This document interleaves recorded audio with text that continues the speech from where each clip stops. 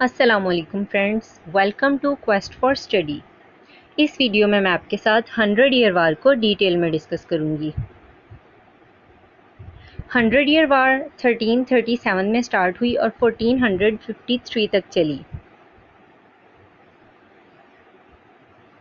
100 years वार basically England और France के दरमियान में एक लॉन्ग स्ट्रगल थी फ्रेंच के थ्रोन की सक्सेशन को लेकर कि फ्रेंच का बादशाह कौन बनेगा।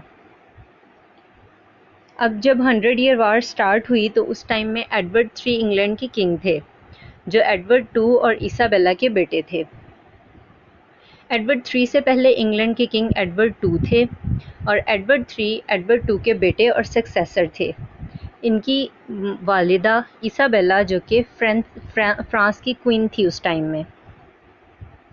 अब यहाँ पे नोटेबल पॉइंट ये है कि एडवर्ड 3 के जो फादर थे एडवर्ड 2 वो इंग्लैंड के किंग थे, जबकि इसाबेला क्वीन ऑफ फ्रांस थी।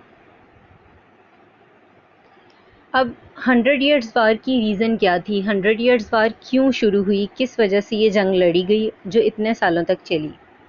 असल में एडवर्ड 3 जो थे इन्होंने 1327 से लेकर अपनी डेथ तक यानी कि 1377 तक इंग्लैंड पर हुकूमत की।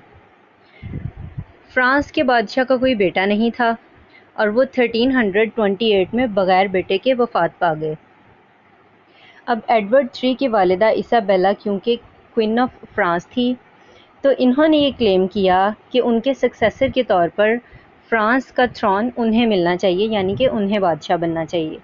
लेकिन फ्रांस में ये रूल है कि इनहेरिटेंस मैटरनल साइड से नहीं हो सकता, सिर्फ पैटर्नल साइड से ही हो सकता है, जबकि इंग्लैंड के रूल के मुताबिक मैटरनल साइड से भी इनहेरिटेंस हो सकता है और पैटर्नल साइड से भी।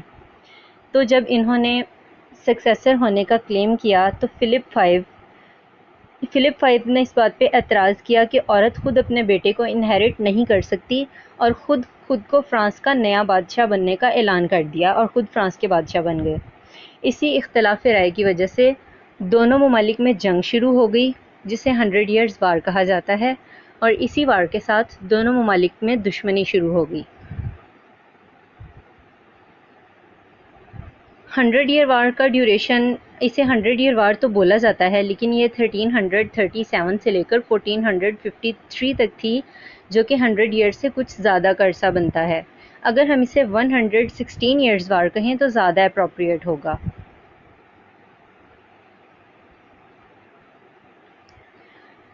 हंड्रेड ईयर वार के नतीजे में इंग्लैंड ने फ़तह किया और इंग्लैंड ने कई दहाइयों तक फ्रांस को डोमिनेट किया।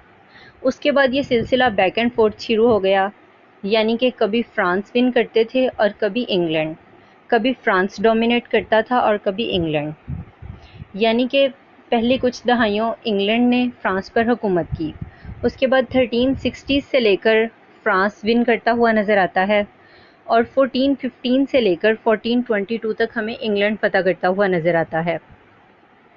1415 से लेकर जब हेनरी 5 किंग थे इंग्लैंड के, तो उन्होंने फ्रांस के कुछ पोर्शंस को, बहुत लार्ज पोर्शंस को फ़तह कर लिया और अपनी एक्स्ट्रा ऑर्डनरी पॉलिटिकल कंसेशंस की बेस पर उन्होंने फ़तह किया। हेनरी 5 जो थे उन्होंने फ्रांस के किंग की बेटी से शादी भी की और उनके हायर बन गए। यहाँ तक कि हेनरी 5 का बेटा हेनरी 6 जो था, उन्हें पेरिस में ताजपोशी उनकी की गई फ्रांस के किंग के तौर पर। यानी कि हेनरी 5 के बेटे हेनरी 6 जो थे, पेरिस में फ्रांस के किंग के तौर पर उनकी ताजपोशी हुई और वो फ्रांस के किंग बन गए। लेकिन 1422 के बाद और 1422 से ऑनवर्ड्स फ्रांस दोबारा से डोमिनेट करना शुरू हो गया और फ्रांस की दोबारा से हुकूमत आ गई। लेकिन इन द एंड ऐसा हुआ कि इंग्लैंड ने जितनी भी टेरिटरीज़ को फ़तह किया था, या यूं कह लो कि जितने भी एरियाज़ को रॉन्गली वॉन किया था, उन्हें खो दिया। लास्ट पे जब 1453 तक वार एंड होती है तो एक लॉन्ग वार के बाद इंग्लैंड के पास कुछ भी नहीं बचा फ्रांस में।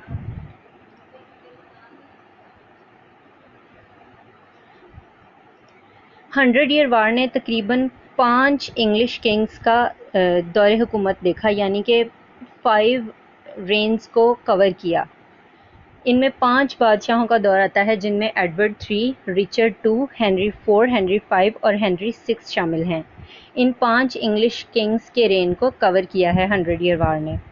दोनों ममालिक में चूंकि दुश्मनी पड़ चुकी थी, जिसकी वजह से दोनों ही साइड के सोल्जर्स ने बहुत ज़्यादा नुकसान उठाया, बहुत ज़्यादा डेथ रेट बढ़ा। 100 ईयर वार के रिजल्ट्स या आफ्टर इफ़ेक्ट्स, ऑब्वियसली बहुत ज़्यादा कत्लो गारत हुई थी जंग में, तो पॉपुलेशन पे बहुत असर पड़ा, पॉपुलेशन डिक्रीज़ हो गई, फैमिन्स वगैरह आए। उसके अलावा ब्लैक डेथ्स, जिसको बहुत ज़्यादा जाना जाता है, यानी कि ये प्लेग बहुत ज़्यादा मशहूर है हिस्ट्री में। इस प्लेग के दौरान इंग्लैंड की ऑलमोस्ट 30% आबादी ख़त्म हो गई थी, और फ्रांस में भी बहुत ज़्यादा अमवात हुई थी इसकी वजह से। और ये ब्लैक डेथ्स भी 100 ईयर वार के ही नतीजे में आया था। फार्मलैंड्स भी वेस्ट हो गई, बंजर हो गई, ये भी वार के नतीजे में हुआ, और पीसेंट्स रिवॉल्ट भी।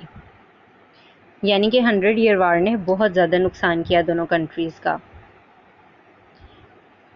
आज के लिए बस इतना ही। उम्मीद है आपको आज की वीडियो पसंद आई होगी। अगर आपको मेरी वीडियो पसंद आई तो इसको लाइक करें, शेयर करें और कमेंट भी करें। आपके कमेंट्स मुझे इनकरेज करते हैं। अपनी नेक्स्ट वीडियो में मैं इंशाल्लाह 100 ईयर्स वार को डिटेल में डिस्कस करूँगी। आज के लिए अल्लाह हाफिज़।